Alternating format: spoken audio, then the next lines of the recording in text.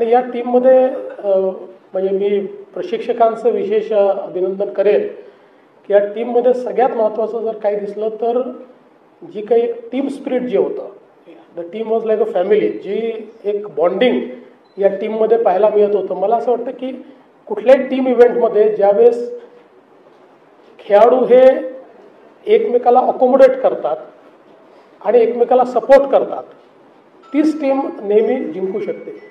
आणि ते या टीममध्ये आपल्याला अतिशय चांगल्या पद्धतीनं मला असं वाटतं पाहायला मिळत होतं. आणि म्हणूनच इतक्या चांगल्या पद्धतीनं आपण हा खेळ जिंकलो.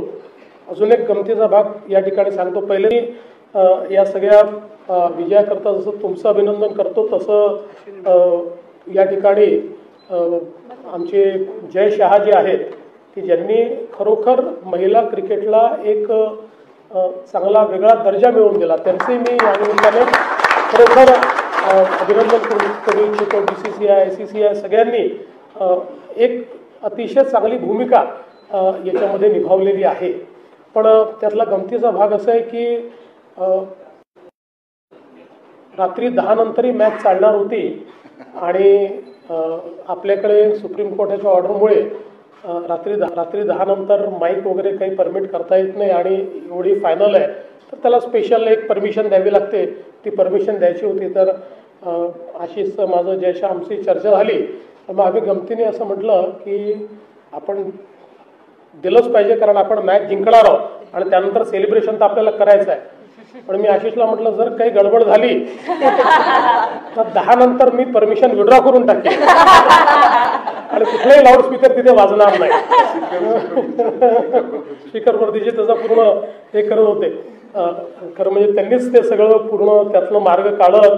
खूप अडचणी होत्या कारण आपले दिवस संपले होते. पण अतिशय चांगली कल्पना लढवून श्रीकर परदेशींनी 10 वाजेनंतरची परमिशन त्या ठिकाणी आणली आणि मला असं वाटतं की इट वॉज वर्थ इट. म्हणजे त्यानंतरचं जे सेलिब्रेशन आम्हाला पाहायला मिळालं ते खरोखर अतिशय उत्तम होतं. खरं तर या आमच्या तिन्ही खेळाडू जे आहेत त्यांचं म्हणजे स्मृती तर आता या दोघींच्या मनाने वेटर आहे. म्हणजे स्मृतीचा डेब्यू हा 2013चा आहे आणि मला असं वाटतं आता ती शी इज म्हणजे one of the iconic players of India. ज्या प्रकारे तिने वेगवेगळे रेकॉर्ड्स तयार केलेले आहेत आणि कमीत कमी बॉलमध्ये हाफ सेंचुरी करणं, T20चा रेकॉर्ड असेल, रन्स आता मला वाटतं लवकर 10,000पर्यंत स्मृती पोहोचेल. 9,000च्या पुढे चालली गेली आहे त्याच्यामुळे ती लवकरच तिथपर्यंत जाईल.